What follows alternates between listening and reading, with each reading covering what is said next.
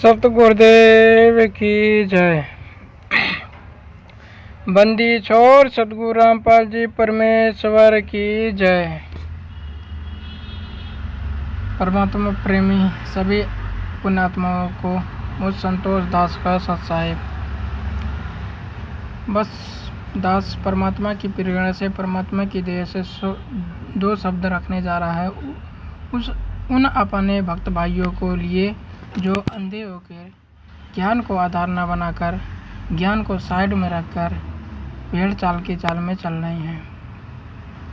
परमात्मा ने एक सत्संग में बोला कि नाम देने का अधिकार इस दास के अलावा इस पृथ्वी में और कोई नहीं है, और ना ही दास किसी को आदेश देगा देने का। अगर मेरे से नाम लेकर किसी को आगे दान देने लग जाएगा तो अपना भी नाश करेगा और दूसरों को भी नाश करेगा, क्योंकि वो डुप्लीकेट पासपोर्ट बना रहा है। वो परमात्मा का दोषी है, परमात्मा का दोषी है, समाज का भी दोषी है। जो परमात्मा के डायरेक्ट ना मेल खड़ा कर वो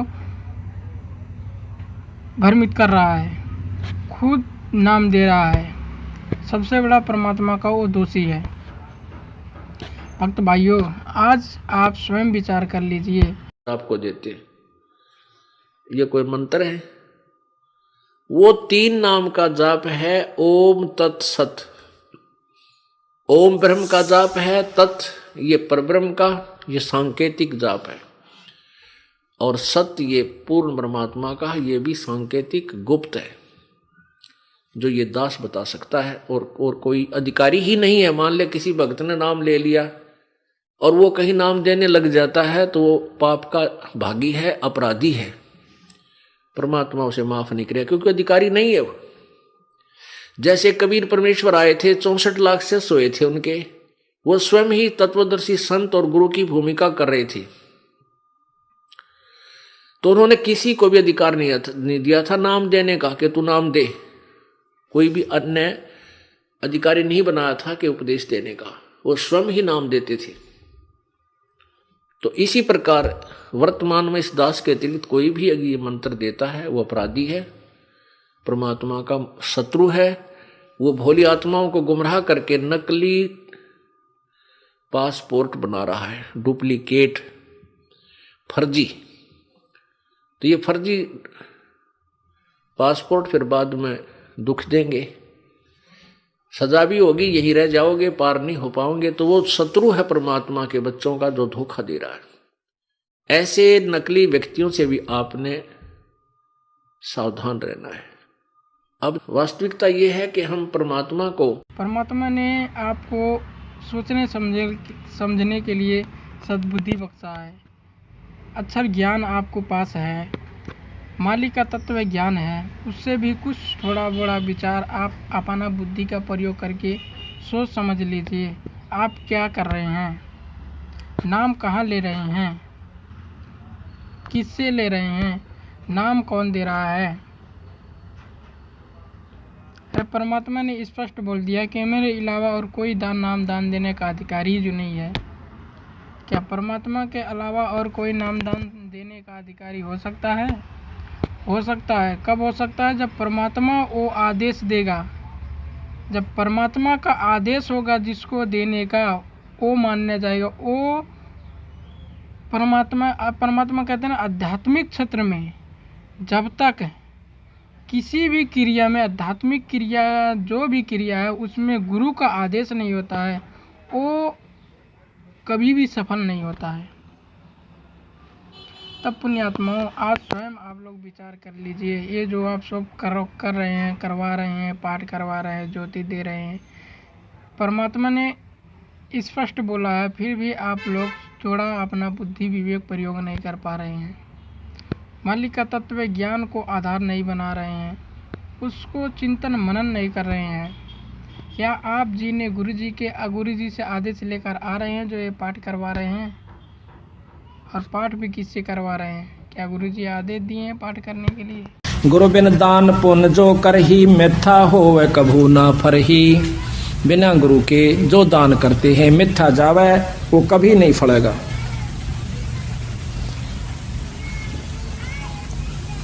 गुरु बिन होम यज्ञ जो साधे और 10 मन पातक लागे। गुरु बिन कोई पाठ कोई हवन ये नहीं करवाना चाहिए, गुरु की आज्ञा लेकर फिर करवाना चाहिए। अब नाम दान देने का मालिक ने एक स्पष्ट सत्संग में बोल रखा है।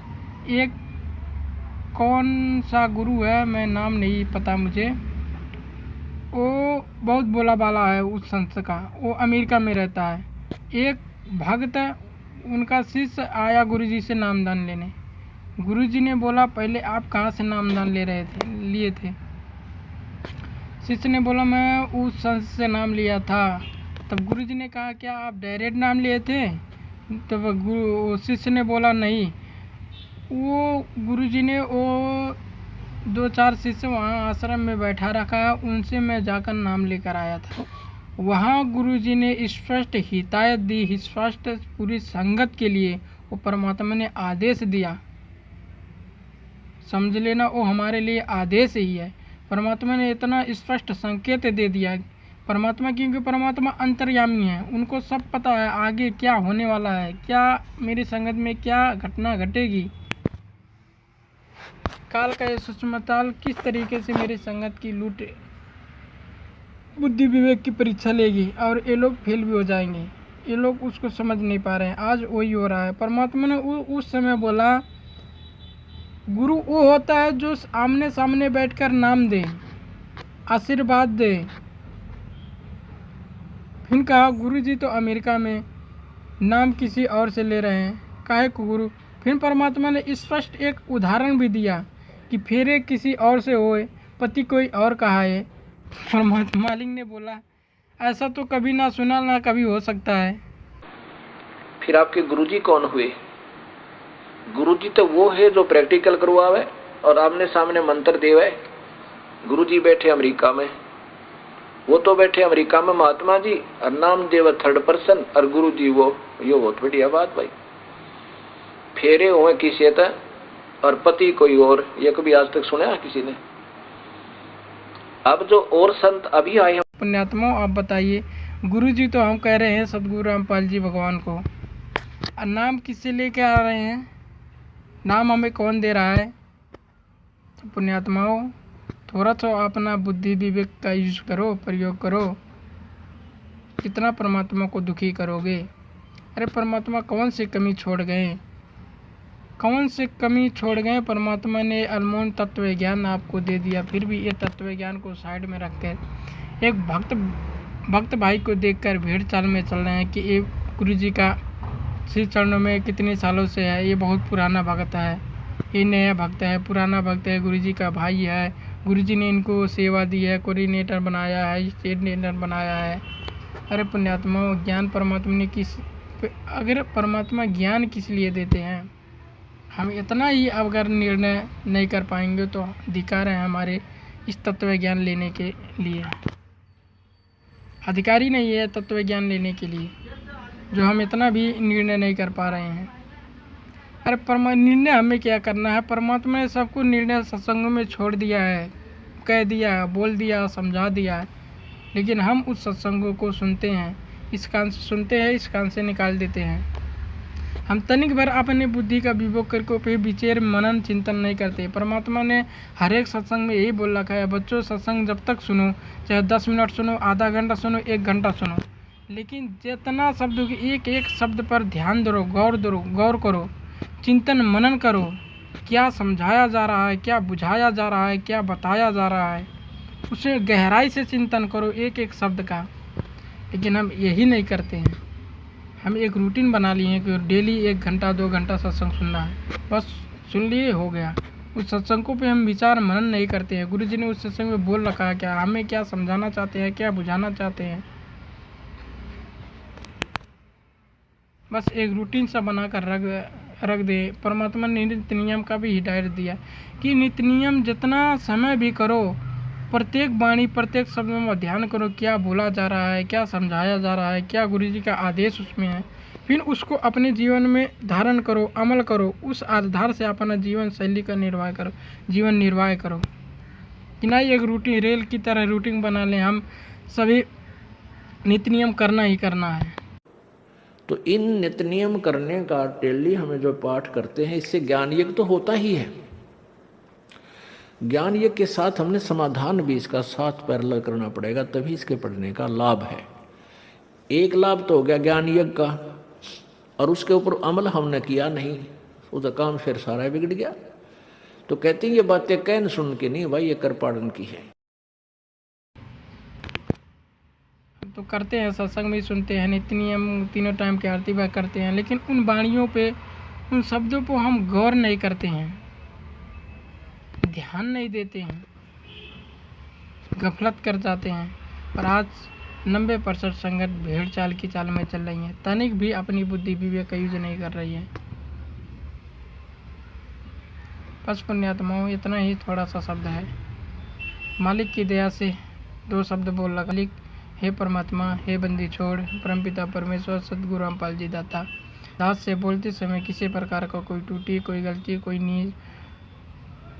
गलती बनी हो परमात्मा, हम मुझ नीच को 2 कौड़ी जी को परमात्मा तुझसे जानकर अबोलक बोध बालक समझकर क्षमा करना परमात्मा। दास आपके चरण कमलों में कोटि कोटि दंडोत बारंबार दंडोत क्षमा याचना करता हूँ दाता।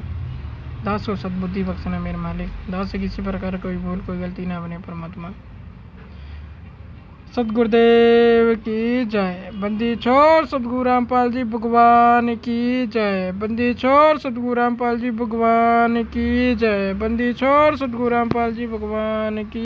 भाई जो गुरु बचन पे डट गे, रकट गे फंद 84 के।